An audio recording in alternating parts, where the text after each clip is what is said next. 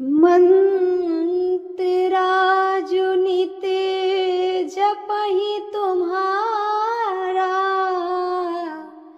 मंत्राजु निते जपहि तुम्हारा, पूजहि तुम्हि सहित परिवारा, पूजहि तुम्हि सहित परिवारा। यहाँ एक चौपाई बहुत महत्वपूर्ण है। दोहा नंबर अयोध्या कांड का 137, जिसकी चौपाई नंबर 5 है। जाति पाति धनु धर्म बढ़ाई। क्या कहते हैं? जाति पाति धनु धर्म बढ़ाई, प्रिय परिवार सदन सुखदाई, प्रिय परिवार सदन सुखदाई। सब तज तुम्हि राउर लाई, सब तज तुम्हि राउर लाई, तेहि के हृदय रहु रघुराई, तेहि के हृदय रहु रघुराई। जब भगवान जाति पाति का भेद नहीं करते तो हम और आप कौन होते हैं जाति पाति में उलझने वाले, लड़ने वाले? ये जाति पाति का भेद राजनीति से निकला है। जाति पाति का भेद राजनीति से निकला है। नेताओं ने इस पर लड़ाते हैं और हम सब पब्लिक को बुर्बक बनाते हैं, बुद्धू बनाते हैं। जाति में लड़ा करके अपना वोट ले लेते हैं और वोट लेने के बाद क्या जाति का सहायता करने आते हैं? नहीं आते हैं। तो गोस्वामी तुलसीदास जी महाराज अयोध्या कांड का 137, जिसकी चौपाई नंबर 5 में लिखे हैं कि जाति पाति धनु धर्म बढ़ाई, प्रिय परिवार सदन सुखदाई, सब तजी तुम्हि रउरहि लाई, तेहि के हृदय रहूं रघुराई। जब भगवान जाति पाति नहीं देखे तो हम कौन होते हैं देखने वाले? भगवान कभी ये अपने नाम में टाइटल नहीं लगाए कि मैं राम सिंह हूं। कभी लगाए क्या? नहीं लगाए। मैं कृष्ण यादव हूं, ऐसा तो नहीं लगाए ना। तो भगवान जब जाति पाति का भेद नहीं करते हैं तो हम और आप करने वाले कौन होते हैं? किस अधिकार से करते हैं? ये सब नेताओं का काम है। नेताओं को वोट लेना है। अगर कुछ ऐसा बहकावे वाली शब्द नहीं निकालेंगे, बात नहीं बोलेंगे तो पब्लिक फंसेगी कैसे? तो ये सब नेताओं का जाल है, जाति पाति। और फिर इस पर लोग प्रश्न उठाते हैं तो भगवान जाति पाति में भेद नहीं करते तो फिर जात बनाए ही क्यों? जात बनाए ही क्यों? तो भगवान तुमसे कई गुना, मैं उन मूर्खों से कहना चाहूंगी जो ये प्रश्न कर देते हैं कि भगवान तुमसे कई गुना आगे की भविष्य सोचते हैं। भगवान जाति इसलिए बनाए कि व्यवस्था बनी रहेगी। यदि सिर्फ हमारे भारत देश में डॉक्टर ही डॉक्टर हो जाए तो फिर इंजीनियर कौन होगा?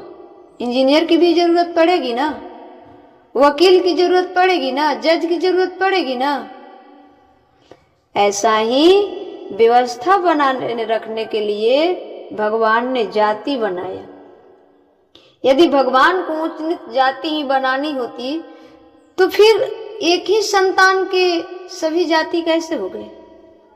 माना कि हमारे पिता एक और उसके संतान 4, तो फिर कोई डॉक्टर हो गया, कोई इंजीनियर हो गया, कोई मास्टर हो गया, कोई जज हो गया, कोई जज हो गया। भाई जो मास्टर है उसका सैलरी कम है, उसका फैसिलिटी थोड़ा डाउन होगा, यही ना। तो फिर इसमें जाति और इसमें बड़ा और छोटा कैसे हुआ? जब हम एक ही संतान, एक ही पिता के संतान हैं, तो फिर इसमें छोटा और बड़ा, ऊंच नीच कैसे हुआ? उसी प्रकार हम सब नारायण के संतान हैं। भगवान के मुख से ब्राह्मण की उत्पत्ति हुई, ब्राह्मण की उत्पत्ति हुई भगवान के मुख से श्रीमन नारायण की, भुजाओं से क्षत्रिय, जंघा से शूद्र और पैरों से वैश्य। तो चारों जात क्या, ये तो सब संतान है श्रीमन नारायण के, एक ही पिता के हम सब संतान हैं। फिर जाति में हम लोग क्यों उलझते हैं, क्यों उलझते हैं? ये नेताओं की बातों में हम सब क्यों आते हैं? इसलिए मैं निवेदन पूर्वक कहना चाहूंगी कि शास्त्रों को पढ़ा कीजिए। जाति पाति धनु धर्म बढ़ाई, प्रिय परिवार सदन सुखदाई, सब तज तुमाही रहई उरलाई,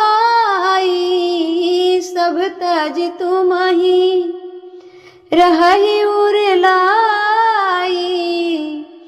तेहि के हृदय रहूं रघुराई। जो जात पात से ऊपर उठकर भगवान की चिंतन करता है, भगवान उसी के हृदय में वास करते हैं। भगवान कहाँ नहीं है, किसमें नहीं है? जीव में भी है, निर्जीव में भी है। अब आप सब कहेंगे कि निर्जीव में कैसे? तो क्या भगवान खम्भे से प्रकट नहीं हुए थे प्रहलाद जी के लिए? हिरण्यकश्यपु के रूप में प्रकट हुए थे ना। तो खंभा में जीव होता है क्या? खंभा में जीव होता है क्या? नहीं होता है। भगवान विश्वास में वास करते हैं। भगवान कहाँ वास करते हैं? विश्वास में। प्रहलाद जी ने विश्वास से कह दिया कि इस खंभे में भी भगवान है, तो ज्यों ही हिरण्यकश्यपु ने लात मारा, भगवान प्रकट हो गए। तो निर्जीव में भी भगवान रहते हैं। जहां आपका विश्वास है वहां भगवान है। जो जात पात धनु धर्म बढ़ाई, परिवार सबको, मतलब सबसे ऊपर उठकर भगवान को भजते हैं, भगवान उनके भीतर रहते हैं।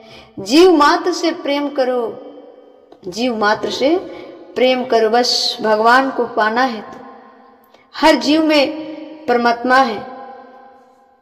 अब राम जी चित्रकूट गिरी करहु निवासु, तहां तुम्हार सब भांति सुआसु। भगवान जब चित्रकूट में गए तो कहाँ निवास किए? राम जी वहां निवास किए जहां मंदाकिनी बह रही है। मंदाकिनी के तट पर पहुंचे, जहां झरझर झरझर झरझर सुगंधित पुष्प, धीमी धीमी लहर मंदाकिनी जी की बह रही है। भगवान वहां निवास किए चित्रकूट में। भगवान की कुटियां बनाने के लिए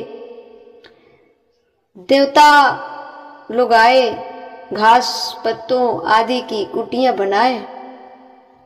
राम जी वहां बड़े प्रेम से माता सीता, भैया लक्ष्मण के साथ रहने लगे। अब राम जी को देखने के लिए जंगल के कोल भील लोग आ रहे हैं, क्योंकि कोल भीलों को पता हो गया कि राम जी आए हैं। राम जी आए हैं, उन्हीं लोग को तो दर्शन देने के लिए ही भगवान छोटी छोटी गांवों से निकलते गए, उन्हीं लोग को। और जो कोल भील है ना, उसे कोल भील, ओह ना जाने हम सबसे कितने गुना अधिक पुण्य आत्मा है, जिसके यहाँ चलकर स्वयं भगवान जी जाकर दर्शन दिए। वे कितने भाग्यशाली हैं। कितने भाग्यशाली हैं, वो कोई साधारण मनुष्य नहीं है, भले कोलभील हैं। तो कोलभील लोग दर्शन करने आ रहे हैं। अयोध्या कांड का दोहा नंबर 135। अयोध्या कांड का दोहा नंबर 135 और 136 के पहली चौपाई को, अयोध्या कांड के दोहा नंबर 135 और 36 के पहली चौपाई कोलभील कह रहे हैं। पहली चौपाई कौन कह रहे हैं?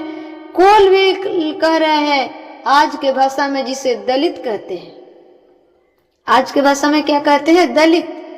राम जी उनके बीच में बैठे और वो लोग अपने हाथों से राम को खिला रहे हैं। कितना सौभाग्य है उन लोगों को, अपने हाथों से राम जी को खिला रहे हैं, धन्य है। कंदे मूले फले भरी भरी दोना, कंदे मूले फले भरी भरी दोना, चले रंग के जनु लूटन सोना, चले रंग के जनु लूटन सोना। ये कोलभीलों ने लिखा है। जैसे गरीब आदमी सोना लूटने में जितना खुश होता है, गरीब आदमी सोना लूटने में जितना खुश होता है, आज वह कोलभील भगवान को अपने हाथों से, आज वह कोलभील भगवान को अपने हाथों से दोनों भर भर के, दोना मतलब समझते हो ना, एक दोना होता है, दोना भर भर के फलों के खिला कर बैठे प्रसन्न हो रहे हैं। कैसे प्रसन्न हो रहे हैं? जैसे गरीब आदमी सोना लूटकर प्रसन्न होता है, खुशी होता है, धन पाकर खुश होता है, उससे भी अधिक खुशी आज कोलभील हो रहे हैं भगवान को खिलाकर।